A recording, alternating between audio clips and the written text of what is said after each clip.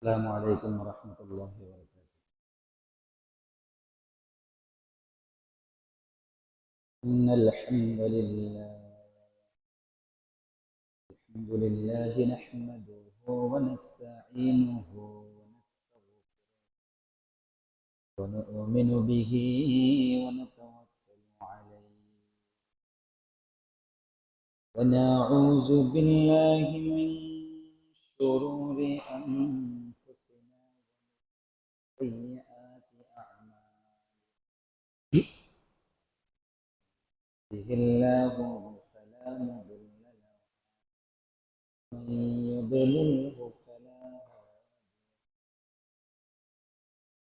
ونشهد أن لا إله إلا الله وحده لا شريك له،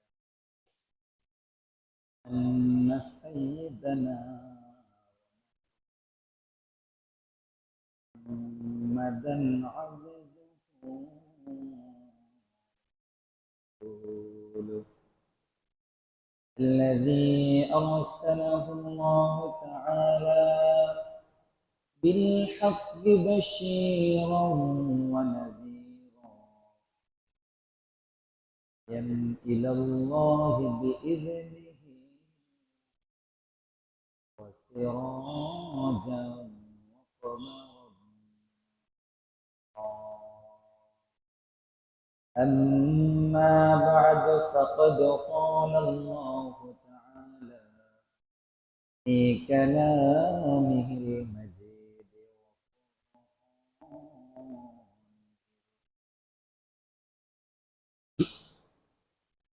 أعوذ بالله من الشيطان.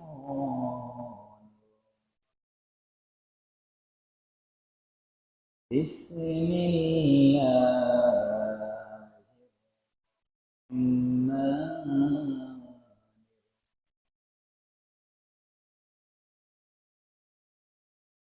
إن الله وملائكته يصلون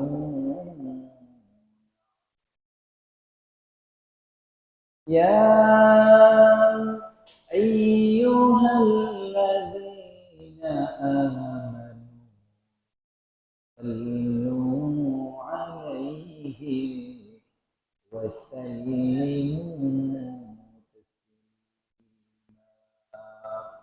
شكرا للشيخ فكري. اللهم صل على محمد وعلى آل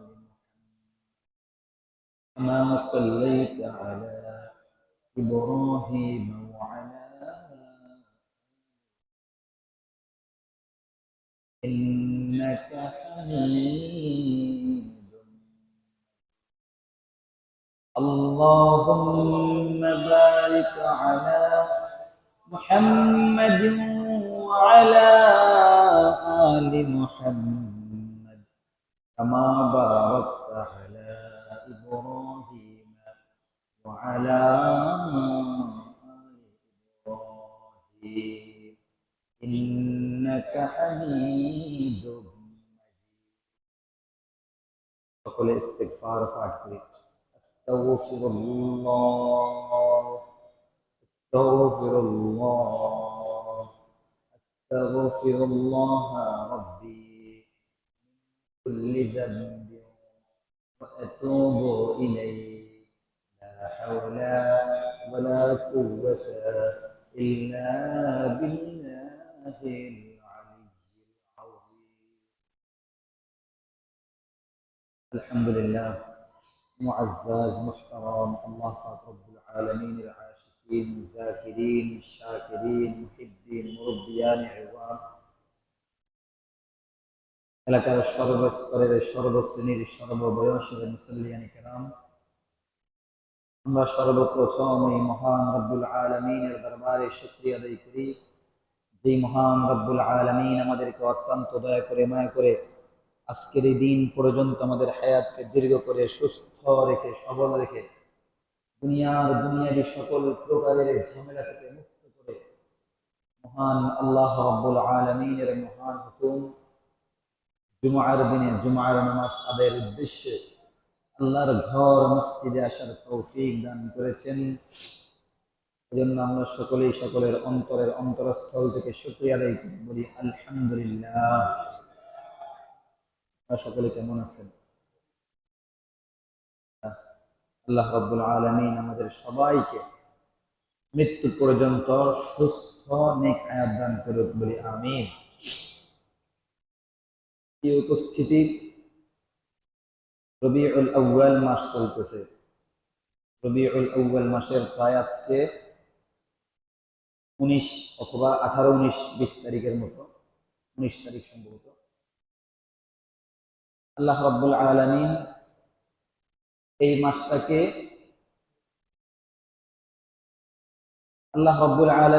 মাসটাকে এত পছন্দ করেছেন, এত কবুল করেছেন যে দো জাহানের বাদশাহ আল্লাহর প্রিয় হাবিব, যাকে সৃষ্টি না করলে আল্লাহ তাআলা এই পৃথিবী সৃষ্টি করতেন না, ওই মহামানবকে দুনিয়াতে পাঠানোর জন্য আল্লাহ রাব্বুল আলামিন এই মাসটাকে নির্বাচন করেছেন।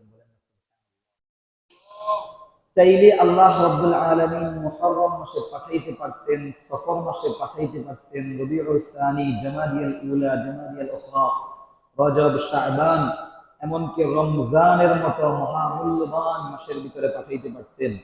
কিন্তু আল্লাহ রাব্বুল আলামিন এই মাসগুলা বাকি 11 মাসের ভিতরে না পাঠাইয়া আল্লাহ তাআলা তার হাবিবকে পৃথিবীতে পাঠিয়েছেন রবিউল আউয়াল মাসে। এজন্য বোঝা যায় এই মাসটা আল্লাহর নিকট অত্যন্ত পছন্দনীয় একটা মাস, ঠিক না ঠিক?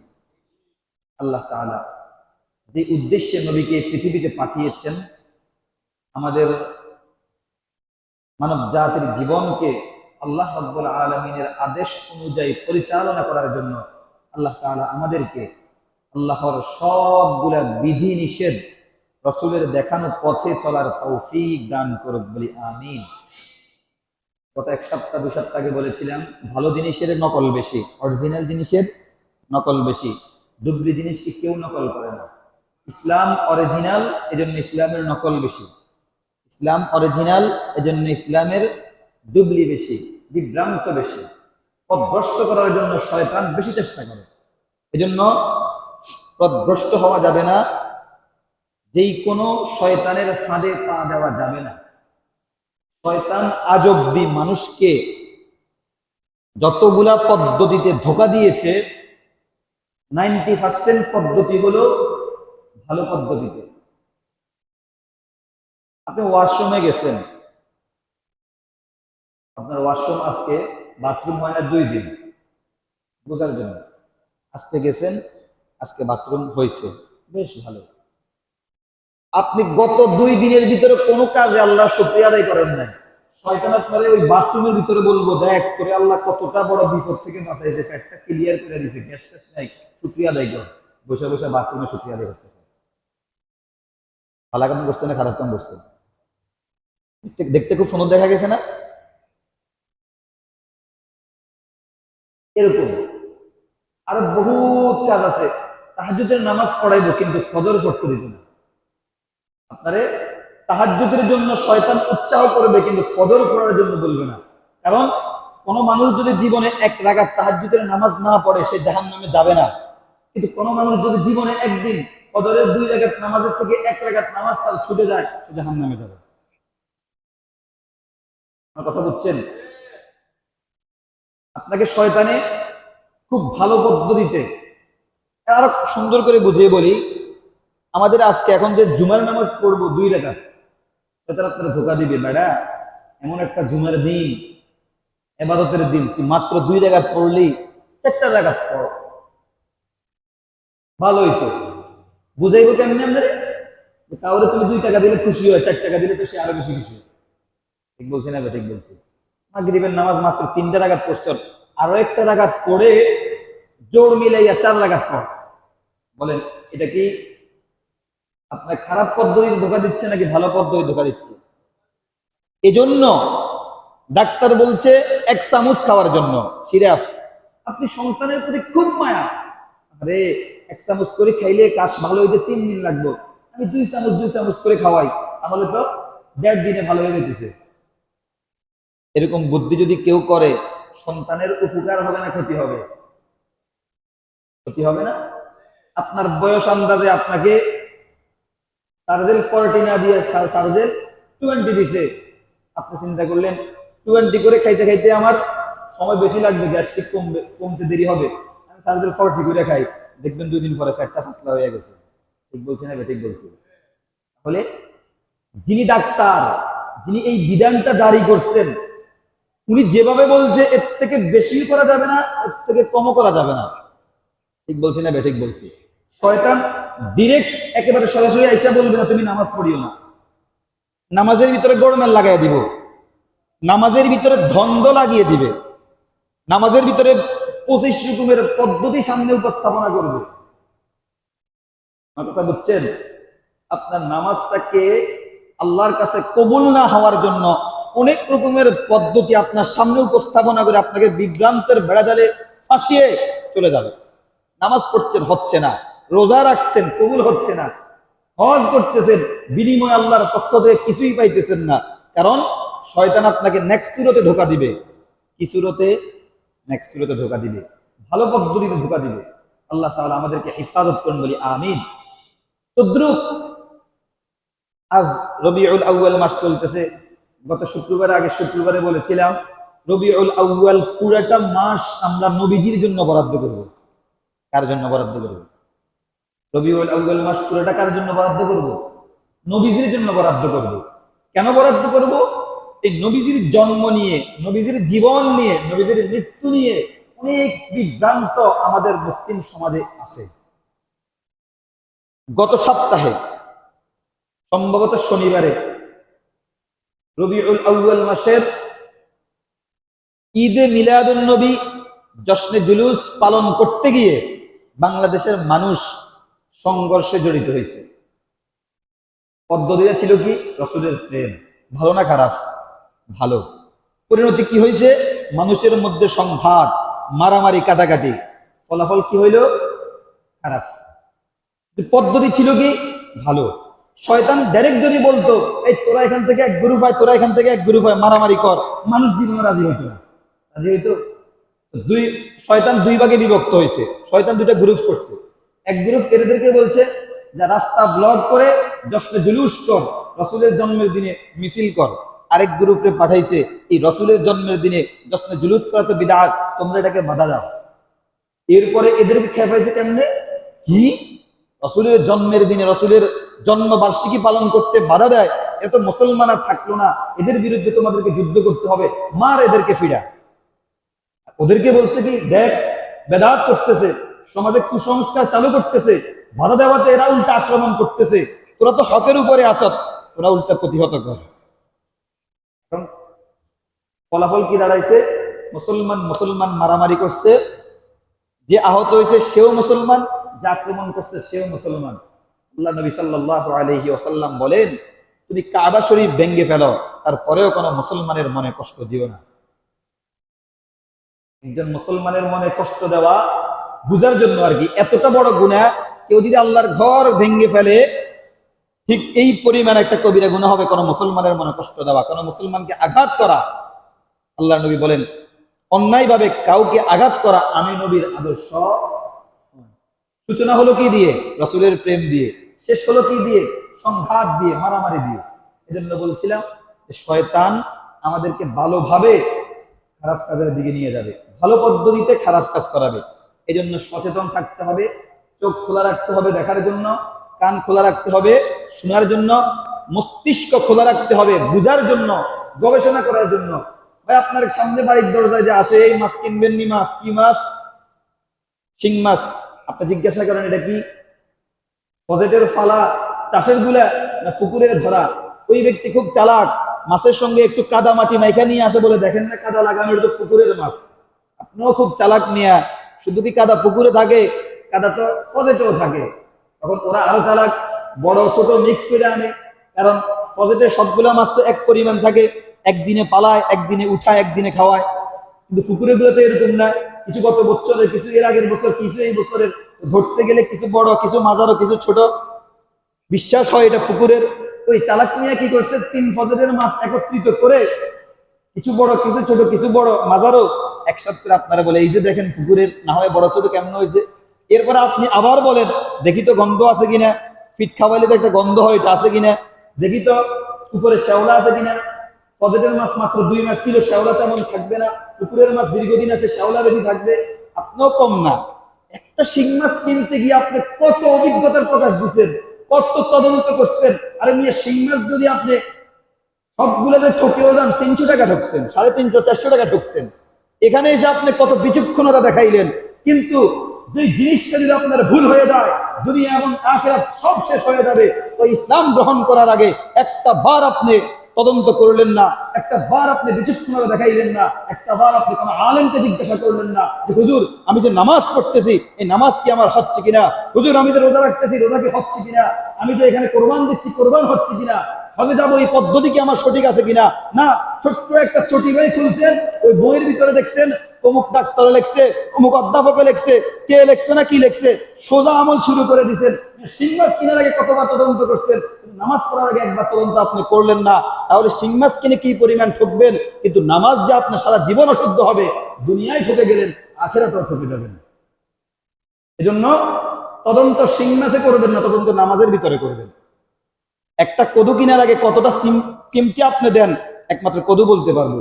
বাজারে গেলে দেখবেন সবগুলো কদুর ভিতরে ঢুকের দাগ। কারণ মানুষ খুব সচেতন। 50 টাকা লাউ কিনবে, 50টা চিমটি দিয়ে কিনবে। গরু কেনার আগে গরুর পিঠের উপরে 10টা খাবো দিয়ে কিনবে। ছাগল কেনার আগে ছাগলকে এভাবে উস্কিয়ে ধরবে। সব পদ্ধতি জানা, কিন্তু ইসলাম চিনার আগে আপনার কোনো পদ্ধতি জানা নাই। যে যেমনি বলতেছে তেমনি আমল করতেছেন, যে যেভাবে বলতেছে সেভাবে করতেছেন। মনে রাখবেন, কদু কিনে ঠকলে আপনার জীবন ঠকে নাই, শিং মাছ কিনে ঠকলে আপনার জীবন ঠকে নাই। কিন্তু নামাজের ক্ষেত্রে, রোজার ক্ষেত্রে, আমলের ক্ষেত্রে, ইসলামের ক্ষেত্রে যদি না জেনে, না তদন্ত করে, গবেষণা না করে শুধুই আমল করে দেন, দিন দুনিয়া দুনিয়াজাহান শেষ। এখন তদন্ত করবেন কিসের মাধ্যমে? ও মিয়া, তদন্ত করবেন কিসের মাধ্যমে? আপনাকে যদি এক ডাক্তারের ওষুধ দিয়ে আপনি আরেক ডাক্তারের মাধ্যমে তদন্ত করেন যে দেখতো আমার পেটে ব্যথা করছে, ওষুধটা ঠিক আছে কিনা। বলছি না ঠিক বলছি? ছাগল কিনতে গেলে কি ডাক্তার নিয়ে যান? যে ছাগল চিনে তারা নিয়ে যান। জমিন কিনতে গেলে কারে নিয়ে যান? ছাগল চিনিয়ে নিয়ে যাবেন না। ল্যান্ড ব্যবসা যারা করে, যারা জমিনের কাগজ কলম ভালো বুঝে, ওদেরকে নিয়ে যান, দেখতো জমিনের ভিতরে কোনো সমস্যা আছে কিনা।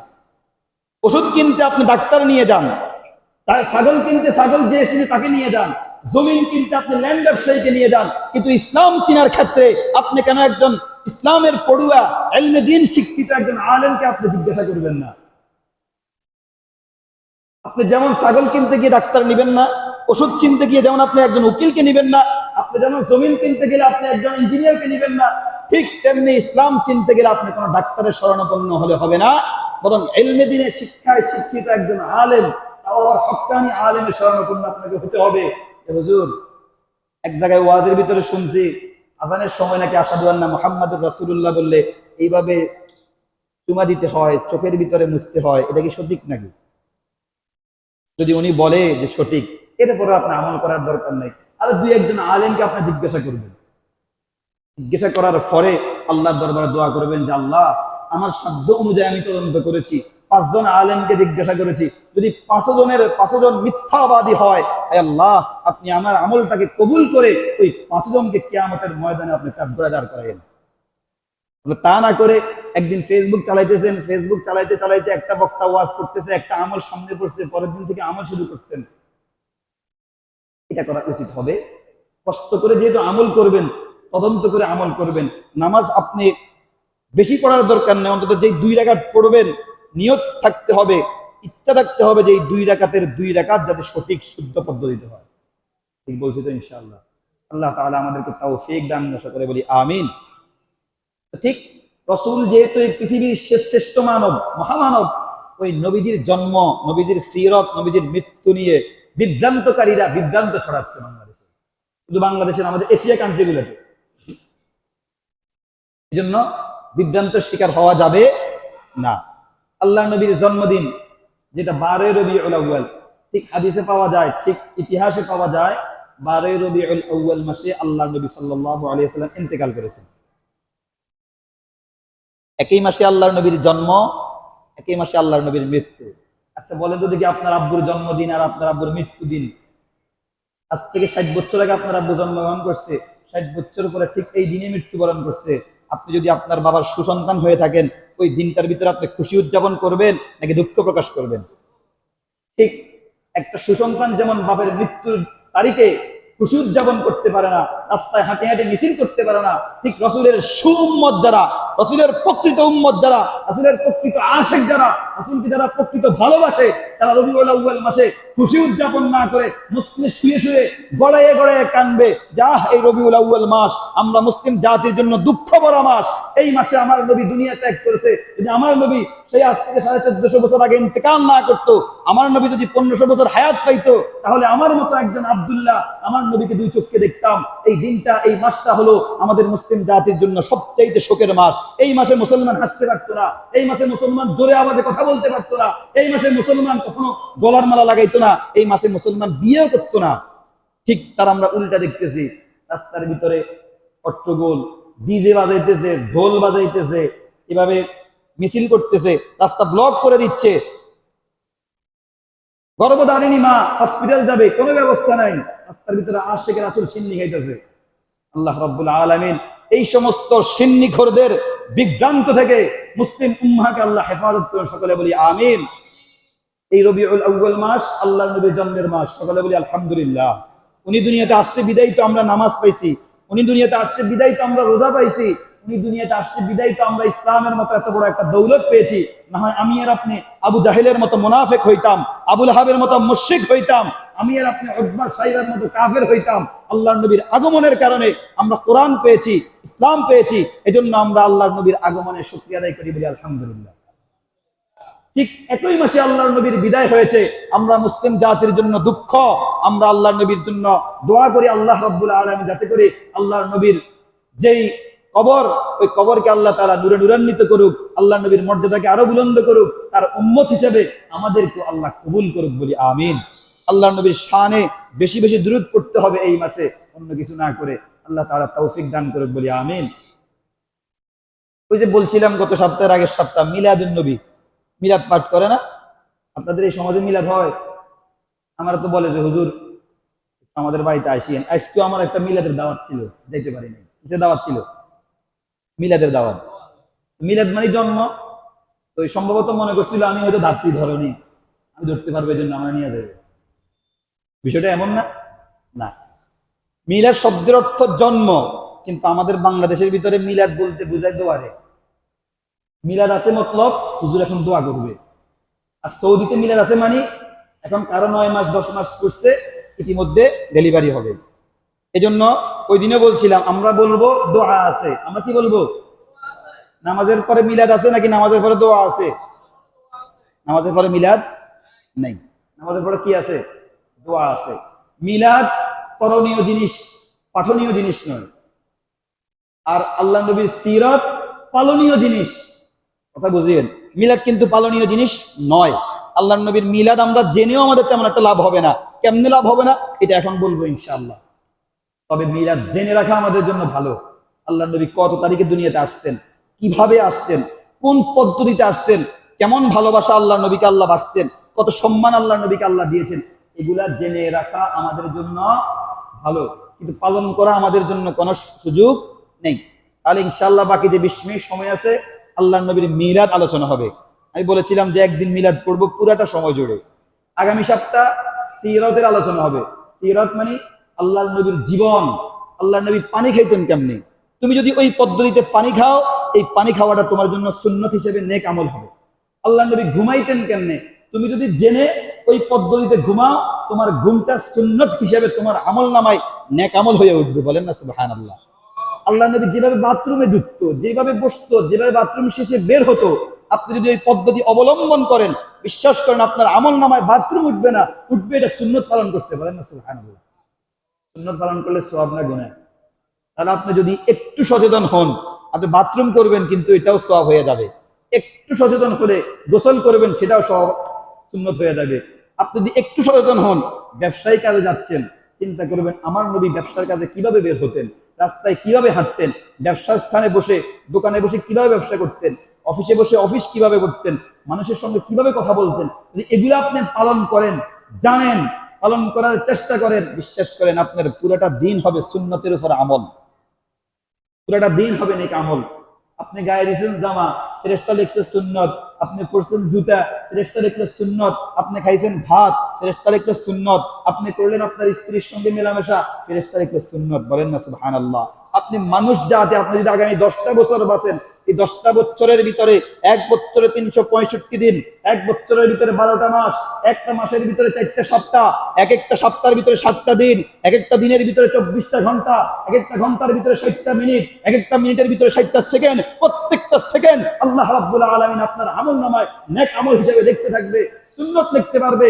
আপনার এই 20 বছরের ভিতরে কোনো প্রস্রাব নাই, 20 বছরে কোনো পায়খানা নাই, এই 20 বছরের ভিতরে কোনো গোসল নাই, 20 বছরের ভিতরে কোনো চাকরি নাই, 20 বছরের ভিতরে কোনো ব্যবসা নাই, 20 বছরের ভিতরে কোনো স্ত্রী সহবাস নাই, কিছুই নাই, সব শুধু সুন্নত আর সুন্নত, সওয়াব আর সওয়াব। বলেন না সুবহানাল্লাহ। পদ্ধতি কি? একটা, রাসূল যেভাবে করছে আমাকে সেভাবে করতে হবে, রাসূল যেভাবে করছে আমাকে সেভাবে করতে হবে। একটা সর্বক্ষেত্রে, পারিবারিক ক্ষেত্রে রাসূল পরিবারে যেভাবে চলতো আমাকে সেভাবে চলতে হবে, রাসূল পরিবারের বাইরে সামাজিক জীবন যেভাবে কাটাইছে আমাকে সেভাবে কাটাইতে হবে, রাসূল রাষ্ট্রীয় জীবন যেভাবে চালাইছে সেভাবে চালাইতে হবে। রাজনীতি করেন, রাসূল যেভাবে রাজনীতি করতো আমাকে ঠিক সেভাবে রাজনীতি করতে হবে। রাসূল সমর্থন করতেন, আপনি আল্লাহর নবী যেভাবে কাউকে সমর্থন করতো আপনিও তাকে সমর্থন করতেন। আল্লাহর নবী কাকে ভালোবাসতে বলছেন আপনি তাকে ভালোবাসতে হবে, কার সাথে দুশ্মনী রাখার জন্য বলছেন তার সাথে দুশ্মনী রাখতে হবে। তাহলে আপনার পুরোটা জীবন, আগামী যদি 20টা বছর বাঁচেন, 10টা বছর বাঁচেন, বিশ্বাস করেন প্রত্যেকটা সময়, প্রত্যেকটা মুহূর্ত, প্রত্যেকটা সেকেন্ড আপনার আমল নামায় শুধু নেক আমল হিসাবে উঠবে, বদ আমল হিসাবে কিছু উঠবে। পারবো তো ইনশাআল্লাহ? এই আলোচনা ইনশাআল্লাহ আগামী সপ্তাহ করব, সিরাতুন নবী সাল্লাল্লাহু আলাইহি ওয়াসাল্লাম। আপনারা শুনবেন তো ইনশাআল্লাহ? ইনশাআল্লাহ নামাজ দাঁড়ানোর 5 মিনিট আগে আসবেন তো? খুতবা দেওয়া যখন শুরু হবে তখন আসবেন তো? বহুত মুসল্লি কান লাগাই শুনে রয়েছে, মসজিদে তো হুজুর আলোচনা করতেছে, আলোচনা যখন শেষ হবে তখন আমি বের হব, মসজিদে আসবো। উনি মনে করছিল মনে হয় মসজিদে আসলে হুজুর টাকা চাইবো, উনি ভাবছিল মসজিদে আসলে ওনার লস হবে, উনি ভাবছিল মসজিদে আসলে কারেন্টের বিল বেশি আসবে, উনি ভাবছিল মসজিদে আসলে ওয়াইফাই বিল এই মাসে 510 টাকা আসবে, উনি ভেবেছিল মসজিদে আসলে ইসলামী ব্যাংক থেকে তার টাকা কাটা যাবে, উনি ভাবছিল মসজিদে আসলে মৃত্যুর পরে জান্নাতে যাইতে লেট হবে, উনি ভাবছিল মসজিদ ভালো মানুষ যায় না, উনি ভাবছিল মসজিদে শয়তানের আড্ডাখানা, উনি ভাবছিল মসজিদে ঢুকলে আল্লাহ পছন্দ করে। তার সব ভাবনা ভুল। বরং যেই ব্যক্তি মসজিদে বেশি সময় কাটাবে সেই ব্যক্তি আল্লাহর তত নিকটবর্তী হবে। বলেন না সুবহানাল্লাহ। মসজিদ কার ঘর? কথা বলেন, মসজিদ কার ঘর? এই ঘরে যাবে কে? আল্লাহর বান্দা যাবে। এই ঘরে যাবে কে? আল্লাহর বান্দা যাবে। আর এই ঘরে আলোচনা চলবে, এই ঘরে ওয়াজ চলবে, এই ঘরে নামাজ চলবে। এমতো অবস্থায় এই ঘরের সমাজের ভিতরে, এই ঘরের আঙ্গিনায় আল্লাহর কোন বান্দা ঘরের ভিতরে শুয়ে থাকতে পারে? মসজিদের মাইকে আওয়াজ হবে আর আল্লাহর বান্দা ঘরে শুয়ে থাকবে, এটা কখনোই হতে পারে? বুঝা গেল ওই আল্লাহর বান্দার ভিতরে আল্লাহর প্রতি ভালোবাসা নাই, ওই আল্লাহর বান্দার অন্তরে আল্লাহর প্রতি প্রেম নাই। এজন্য আল্লাহর ঘর থেকে আওয়াজ আসতেছে, এরপরে আল্লাহর বান্দা ঘরে শুয়ে রয়েছে। আল্লাহ তাআলা আমাদেরকে এত বড় বেয়াদবি থেকে হেফাজত করুন, বলি আমিন। ইনশাআল্লাহ সপ্তাহে 6 দিন দুনিয়ার কাজ করব, সপ্তাহে 1 দিন আখিরাতের কাজ করব, সপ্তাহে 6 দিন পরিবারের জন্য করব, সপ্তাহে 1 দিন নিজের জন্য করব, সপ্তাহে 6 দিন ব্যবসা বাণিজ্য করব, সপ্তাহে 1 দিন আখিরাতের ব্যবসা করব। পারবো তো ইনশাআল্লাহ? পারবো তো ইনশাআল্লাহ? এখন যারা উপস্থিত আছেন, আগামী শুক্রবারে আমি মসজিদে এসে তাদেরকে উপস্থিত দেখতে চাই। আল্লাহ কবুল করেন। অসুস্থ হলে আল্লাহ সুস্থ করে দিক, পেরেশানি থাকলে আল্লাহ পেরেশানি দূর করে দিক, কোন রকমের ঝামেলা থাকলে আল্লাহ ঝামেলা দূর করে দিক। আল্লাহর বান্দারা আল্লাহ তাদের মসজিদে আগে এসে বসতে পারে, আল্লাহ আপনি সেই তৌফিক দান করুক, বলি আমিন। আল্লাহ শুক্রবার এদেরকে কোন প্রকারের বিপদগ্রস্ত আপনি করিয়েন না। আল্লাহ শুক্রবার এই মুসলমানদেরকে আল্লাহ কোন প্রকারের সমস্যার সম্মুখীন আপনি করিয়েন না। সবাইকে মসজিদে একটু সময় বেশি দেওয়ার তৌফিক দান করুন, সকলে বলি আমিন। আসি আমরা আল্লাহ নবী একটু মিলাদ পাঠ করি, মিলাদ শুনি। মিলাদ মানে জন্ম। কার থেকে শুনবো? কার থেকে শুনবো? আমার থেকে না, আল্লাহর নবীর স্বয়ং মা আম্মাজান বিবি আমেনা, উনি আল্লাহর নবীর মিলাদ বলতেছেন। আল্লাহ নবীর মিলাদের সময় কিছু স্মরণীয় কথা বলতেছেন। আল্লাহ নবীর জন্ম কত সালে জানেননি?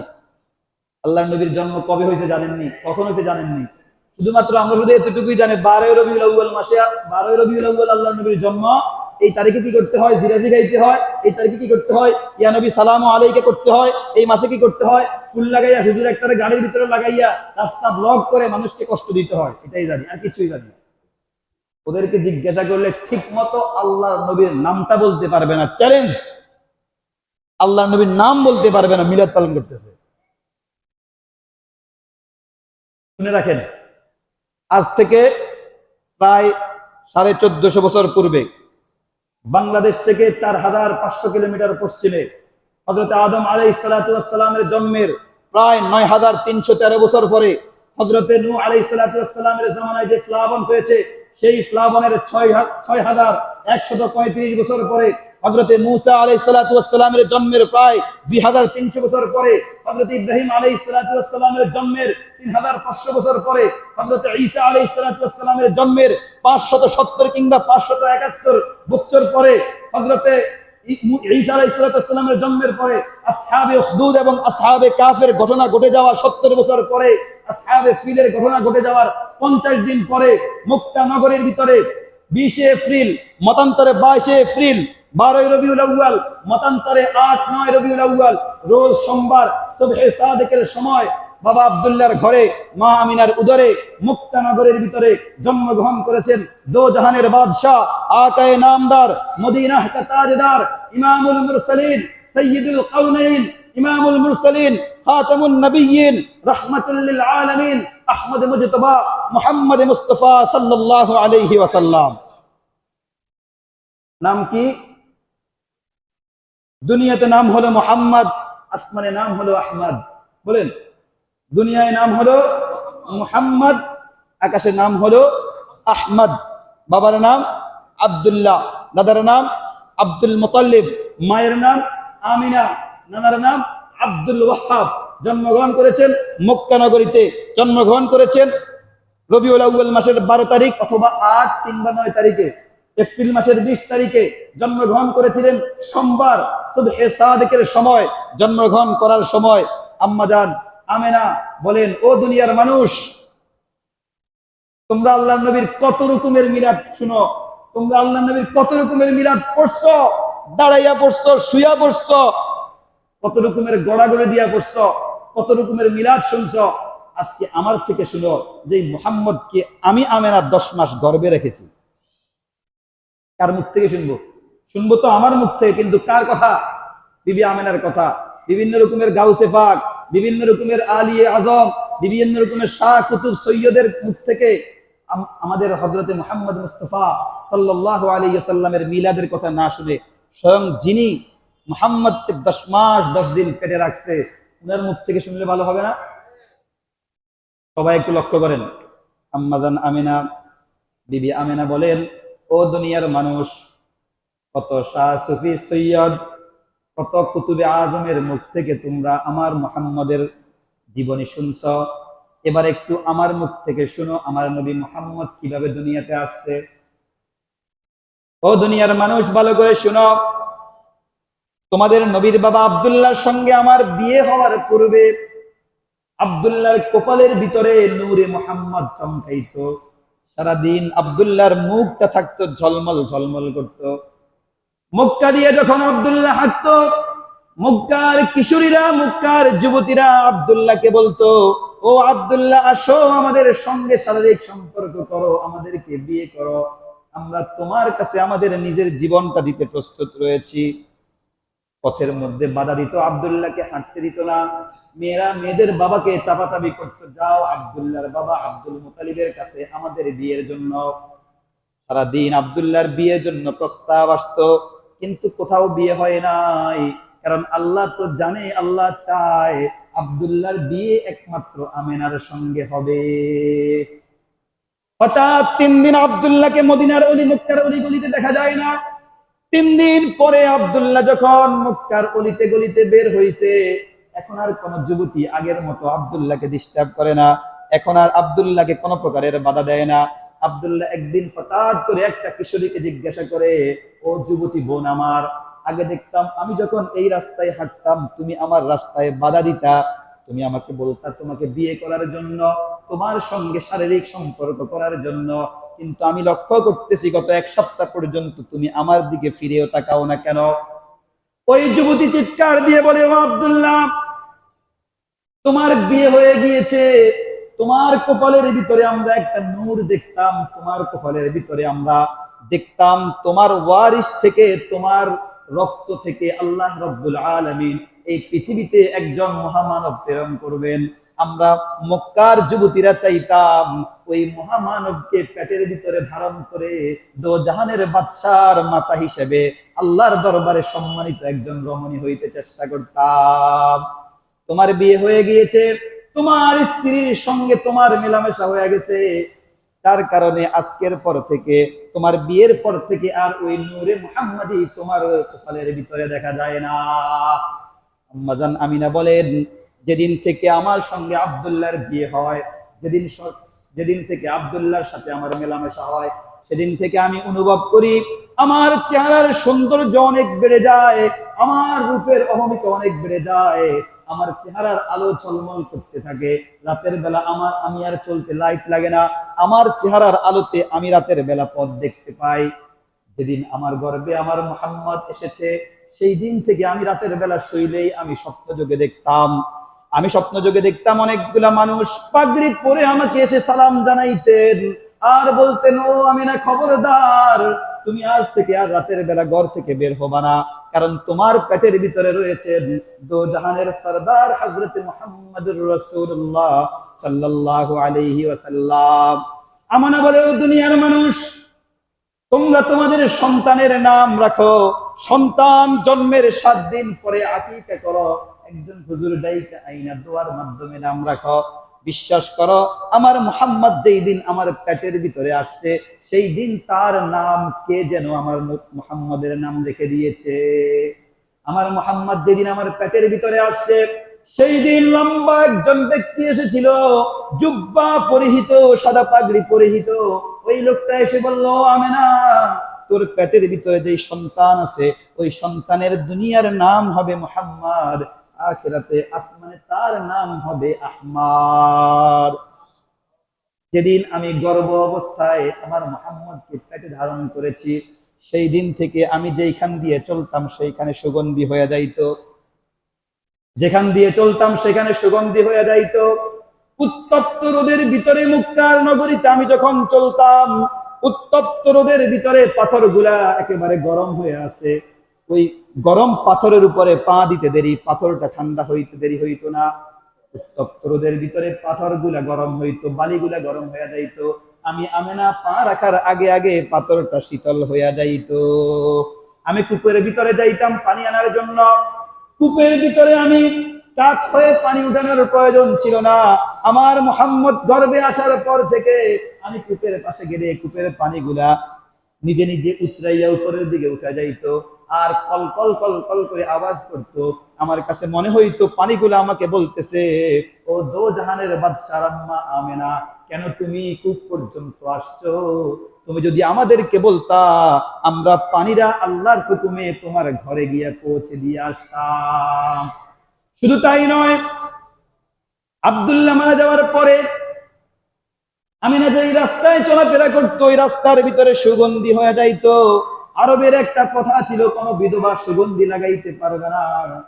মক্কার মানুষেরা কানাঘুষা করতে লাগলো, আব্দুল্লাহ মারা যাওয়ার পরেও আব্দুল্লাহর বিবি কেন সুগন্ধি লাগাইতেছে?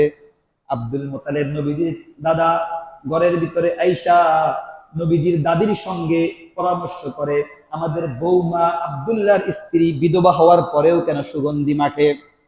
দুজন একত্রিত হইয়া আমিনার ঘরে গেল, আমিনার কামরায় গেল, জিজ্ঞাসা করলো, ও আমিনা, তুমি কেন সুগন্ধি লাগাও? তোমার স্বামী তো মারা গেছে, বিধবা অবস্থায় সুগন্ধি লাগানোর কোনো বিধান নেই। তখন আমিনা বড় চালাক, আমিনা থুতু ফেলছে তাদের সামনে, থুতু ফেলা বলে, ও আব্বাজান দেখেন, শুধু আমি আমার গায়ের ভিতরে যে সুগন্ধি তা নয়, বরং আজ থেকে প্রায় 2-3 মাস থেকে শুরু করে আমার থুতুর ভিতরেও সুগন্ধি আছে। বলেন না সুবহানাল্লাহ। আমেনা বলে, আব্বাজান বিশ্বাস করেন আমি কোনো সুগন্ধি লাগাই না। আপনার ছেলে আব্দুল্লাহর সন্তান যেদিন থেকে আমার পেটের ভিতরে আসছে, আব্বাজান যে রাস্তায় হাঁটি সেই রাস্তা সুগন্ধি হয়ে যায়, যেখানে থুতু পেলি সেখানেও সুগন্ধি হয়ে যায়। আব্দুল মুতালিব বলে, আসলে এই কথা বাস্তব। আমি সারাটা দুনিয়ার ভিতরে সফর করছি, এত সুন্দর সুগন্ধি আমি আর জীবনে উপলব্ধি করতে পারি নাই। বিবি আমিনা বলেন, ও দুনিয়ার মানুষ, ও দুনিয়ার রমণীরা, তোমরা সন্তান যখন গর্ভে ধারণ করো 3 মাস পর থেকে তোমাদের পেটটা অনেক বড় হয়ে যায়। আমি আমার মুহাম্মদকে 10 মাস 10 দিন পেটের ভিতরে ধারণ করেছি। আল্লাহর কসম করে বলি, আমার পেটটা 1 ইঞ্চির জন্য বড় হয় নাই। আমার কাছে 1 মুহূর্তের জন্য মনে হয় নাই আমার পেটের ভিতরে 10 মাস পর্যন্ত কোন সন্তান লালন করতেছি। এরপরে আম্মাজান আমেনা বলেন, ও দুনিয়ার মহিলারা, তোমরা তোমাদের বাচ্চা হওয়ার জন্য কত রকমের কান্নাকাটি করো, কত রকমের চিল্লাচিল্লি করো। বিশ্বাস করো, আমি আমার মুহাম্মদকে জন্ম দেওয়ার সময় একটা মশা কামড়াইলে অনুভব করা যায়, কিন্তু আমার মুহাম্মদ জন্মের সময় আমি একটু অনুভব করি নাই। কেমনে জন্ম দিয়েছেন? আম্মাজান আমিনা বলেন, আমি যখন বুঝতে পারলাম আজকে আমার গর্ভপাত হওয়ার সম্ভাবনা আছে, আমি আমার বান্দি উম্মে আইমানকে ডাকলাম, ও উম্মে আইমান, আজকে একটু আমার সঙ্গে থাকো। আবু লাহাবের বান্দি সুয়াইবারও ডাকলাম, ও সুয়াইবা, আমার সঙ্গে আজকে একটু থাকো। হঠাৎ করে আমি একটা কোল বালিশের সঙ্গে হেলান দিয়ে একটু শুইছি, হঠাৎ আমার চোখের ভিতরে ঘুম লেগে আসছে। ঘুমের ভিতরে দেখতে পাই আমি যেই কামরার ভিতরে ছিলাম, ওই কামরাটা চতুর্দিক থেকে নূর দ্বারা বেষ্টনী হয়ে গেল, আলোকিত হয়ে গেল। হঠাৎ করে দেখতে পাই একটা কর্নারের ভিতরে একজন মহিলা দাঁড়িয়ে আছে, ধবধবে সাদা শাড়ি পরিহিত। জিজ্ঞাসা করলাম, ও বোন, তুমি কে? তখন ওই মহিলা ডাক দিয়া বলল, আমেনা, তুমি আমাকে চিনবা না, আমি হলাম এই পৃথিবীর প্রথম মানব, আদম পত্নী, আমি হলাম বিবি হাওয়া আলাইহাস সালাম। আরেক কর্নারে তাকিয়ে দেখলাম আরেকজন মহিলা দাঁড়িয়ে আছে। জিজ্ঞাসা করলাম, আপনি কে? ওই মহিলা বলল, আমেনা, তুমি আমাকেও চিনবা না, আমি হলাম এই পৃথিবীর বুকের সবচাইতে একজন মাজলুম মেয়ে, যে ফেরাউনের ঘরে যার বিয়ে হয়েছিল, যে ফেরাউনের সঙ্গে ঘর করেছিল, এই পৃথিবীর সর্বশ্রেষ্ঠ অত্যাচারী মানুষের সঙ্গে যার বিয়ে হয়েছে, সারাটা জীবন আমি জুলুম সহ্য করেছি, আমি হলাম সেই বিবি আসিয়া। আরেক কর্নারে তাকিয়ে দেখে আরেকজন মেয়ে দাঁড়িয়ে আছে। জিজ্ঞাসা করলো, ও বোন, তুমি কে? ওই লোকটা বলল, ওই মহিলাটা বলল, ও আমেনা, তুমি আমাকেও চিনবা না, আমি হলাম তোমার সন্তান মুহাম্মদের জন্মের আগের যে নবী ছিল, হযরত ঈসা আলাইহিস সালাতু ওয়াস সালামের আম্মা জান বিবি মারিয়াম আলাইহিস সালাতু ওয়াস সালাম। কেন আসছেন আপনারা এখানে? হাওয়া আলাইহিস সালাতু ওয়াস সালাম উত্তর দেয়, ও আমেনা, গর্ভ ধারণের সময় যখন ডেলিভারি হয়, অনেক রকমের বিপদ আপদ হওয়ার সম্ভাবনা থাকে, অনেক কষ্ট হওয়ার সম্ভাবনা থাকে। আল্লাহ রাব্বুল আলামিন আমাদেরকে মেডিকেল টিম হিসাবে তোমার ঘরে পাঠিয়েছেন, কিছুক্ষণের মধ্যেই তুমি জন্ম দিবে এই দো জাহানের বাদশাহ হযরত মুহাম্মদুর রাসূলুল্লাহ সাল্লাল্লাহু আলাইহি ওয়াসাল্লাম। বিবি আমেনা বলেন, হঠাৎ করে আমার চোখটা ছুটে গেল, চোখটা খুলে দেখলাম আবু লাহাবের বাঁধি সুয়াইবার কোলের ভিতরে 14 তারিখের রজনীতে যেই আকাশে চন্দ্র উদিত হয়, পূর্ণিমার চাঁদ, পূর্ণিমার চাঁদের চাইতে সুন্দর ঝলমলে ফুটফুটিত নবজাতক একটা বাচ্চা শুয়ে আছে। বলেন না সুবহানাল্লাহ। জিজ্ঞাসা করলাম, সুয়াইবা, এই ছেলেটাকে? সুয়াইবা বলল, ও আমিনা, এটা তোমার সন্তান, একটু পূর্বে তোমার গর্ভপাত হয়েছে, তোমার ডেলিভারি হয়েছে। আমিনা বলে, আমার ডেলিভারি হয়েছে আমি বলতে পারুম না, দাও আমার সন্তানকে আমার কোলে দাও, আমার সন্তানটা আমি কোলের ভিতরে নিই। আমিনা বলেন, ও দুনিয়ার মানুষ, আমি যখন আমার সন্তান মুহাম্মদকে কোলের ভিতরে নিয়েছি, আমি দেখলাম আমার সন্তান মাত্র কয়েক সেকেন্ড দুনিয়ার ভিতরে আগমন করছে, সে তার লজ্জাস্থানের ভিতরে হাত দিয়ে রাখছে আর কান্না করতেছে। আমি উম্মে আইমান আমার বাদীকে বললাম, ও উম্মে আইমান, যাও ঘরের ভিতরে যাও, আমার রুম থেকে একটা বক্স থেকে আমার একটা কাপড় নিয়ে আসো, আমার সন্তান মুহাম্মদ চায় না যে তার লজ্জাস্থান পৃথিবীর কেউ দেখে ফেলুক। সঙ্গে সঙ্গে আমি কাপড়ের টুকরা দিয়া আমার সন্তান মুহাম্মদের লজ্জাস্থান ঢেকে দিলাম। লজ্জাস্থান ঢাকার পরে আমি দেখলাম আমার সন্তান নিজ থেকে আবার হাতগুলা সরিয়ে ফেললো। হাত সরানোর সময় আমার চক্ষু গেল, আমি দেখলাম আমার সন্তান মুহাম্মদ মাখতুনান, অর্থাৎ খতনা করা অবস্থায়। আমাদের ছেলে সন্তান দুনিয়াতে আসলে আমরা 5-6 বছর পরে খতনা করাই, মুসলমানি করাই, কিন্তু আল্লাহর নবী সাল্লাল্লাহু আলাইহি ওয়াসাল্লাম দুনিয়াতে আসতে কুদরতি ভাবে মুসলমানি হয়ে আসছেন। বলেন না সুবহানাল্লাহ। বিবি আমেনা বলেন, এই পৃথিবীর কোন রমণী নাই যে ভূমিষ্ঠ হওয়ার সময় রক্ত বেরিয়ে মেজেগুলা লাল হয়ে যায়, সারাটা রুমটা অপবিত্র হয়ে যায়, ধূপ জ্বালানো লাগে, কত সমস্যা হয়। বিশ্বাস করো দুনিয়ার মানুষ, আমি মুহাম্মদকে জন্ম দেওয়ার সময় এক ফোঁটা নাফাক রক্ত দুনিয়ার জমিনে পড়ে নাই। আমার সন্তান মুহাম্মদকে গোসল দেওয়া লাগে নাই, এত পুত পবিত্র হয়ে দুনিয়ার বুকে আগমন করেছে। আমার সন্তানকে শোয়ানোর সঙ্গে সঙ্গে ডান কাত হয়ে একটু উঠে সিজদা অবস্থায় হয়ে গেল, আর গুনগুন গুনগুন করে আল্লাহর শুকরিয়া আদায় করতে লাগলো। এই হলো নবীজির মিলাদ, এই হলো নবীজি কেমনে দুনিয়াতে আসছে। এরপরে আম্মাজান বিবি আমেনা মুহাম্মদকে নিয়ে ঘর থেকে বেরিয়ে দেখলো আকাশের চাঁদ দেখা যায়। সুবহে সাদিকের সময় এখনো আকাশের চাঁদ ঝলমল ঝলমল করে জ্বলতেছে। বিবি আমেনা বলে, আমি একবার আমার মুহাম্মাদের দিকে তাকাই, আরেকবার আকাশের চাঁদের দিকে তাকাই, আমার মনে হয় আকাশের চাঁদের থেকেও আমার সন্তান মুহাম্মদ অনেক উজ্জ্বল। বলেন না সুবহানাল্লাহ। আম্মা জান আয়েশা বলেন, লানা শামসুন ওয়ালিল আফাক শামসুন ওয়া শামসুন তাতলাউ বাদাল ফজরি ওয়া শামসি তাতলাউ বাদাল ইশাই। আম্মা জান আয়েশা বলেন, এই পৃথিবীর আকাশেরও একটা সূর্য আছে, আমি আয়েশারও একটা সূর্য আছে। পৃথিবীর আকাশের যেই সূর্য আছে ওই সূর্য উদিত হয় ফজরের পরে, আর আমি আয়েশার যেই সূর্য আছে ওই সূর্য উদিত হয় ইশারের পরে। বলেন না সুবহানাল্লাহ।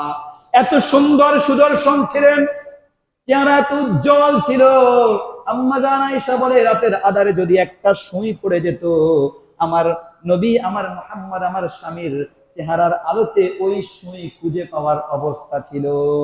এত সুন্দর, এত গঠন প্রকৃত ছিল। আরবের এক কবি বলেছেন, ও আহসানু মিন কালাম তারাকাতু আইনি ও আজমালু মিন কালাম তালিদিন নিসা খুলিকতু মুবাররাআম মিন কুল্লি আইবিন কামা খুলিকতা মা তাশা। আরবের একজন বিখ্যাত কবি হাসান ইবনে সাবিত বলেন, আল্লাহর নবী এমন সুন্দর ছিল, আল্লাহর নবীর জন্মের আগে এই পৃথিবীর কোন চক্ষু এত সুন্দর কোন মানুষ পৃথিবীতে আর দেখে নাই। এরপরে বলেন, শুধু তাই নয়, ও আজমালু মিন কালাম তালিদিন নিসা, হযরতে হাওয়া থেকে আমেনার আগ পর্যন্ত কোন মহিলা এত সুন্দর সন্তান জন্ম দেয় নাই। যেন সব রকমের দোষ ত্রুটি থেকে মুক্ত। চোখ খাদ হইলেও দোষ, চোখ পেশি বার হইলেও দোষ, চোখ ছোট হইলেও দোষ, চোখ বড় হইলেও দোষ, নাক মোটা হইলে অসুন্দর, নাক চিকন হইলেও অসুন্দর, হাত যদি বাঁকা হয় তাও অসুন্দর, একেবারে লম্বা মানুষ দেখতে ভালো লাগে না, একেবারে খাটো মানুষ দেখতে ভালো লাগে না।